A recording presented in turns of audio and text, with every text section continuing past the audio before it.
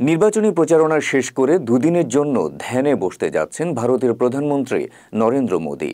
প্রধানমন্ত্রীর দপ্তর থেকে জানানো হয় ৩০ মে বৃহস্পতিবার সন্ধ্যা থেকে ১ জুন সন্ধ্যা পর্যন্ত স্বামী বিবেকানন্দ রক মেমোরিয়ালে ধ্যানে বসবেন মোদী। আগামী ১ জুন লোকসভা নির্বাচনের শেষ দফার ভোট গ্রহণ।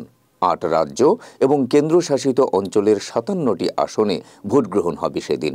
তার আগে ৩০ মে শেষ হচ্ছে নির্বাচনী প্রচারণা। আর প্রচারণা শেষ করেই কন্যাকুমারীতে ধ্যানে বসবেন মোদী।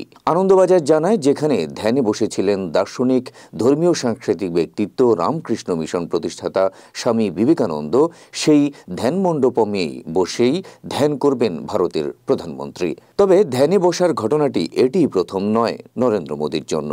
এর আগে দুবার লোকসভা নির্বাচনের প্রচার শেষে আধ্যাত্মিক সফরে বেরিয়েছিলেন তিনি। ২০১৪ সালের লোকসভা ভোটের প্রচার শেষে কেদারনাথ এবং ২০১৯ সালে মহারাষ্ট্রের প্রতাপগড় দুর্গে ধ্যানে বসেছিলেন ভারতের প্রধানমন্ত্রী।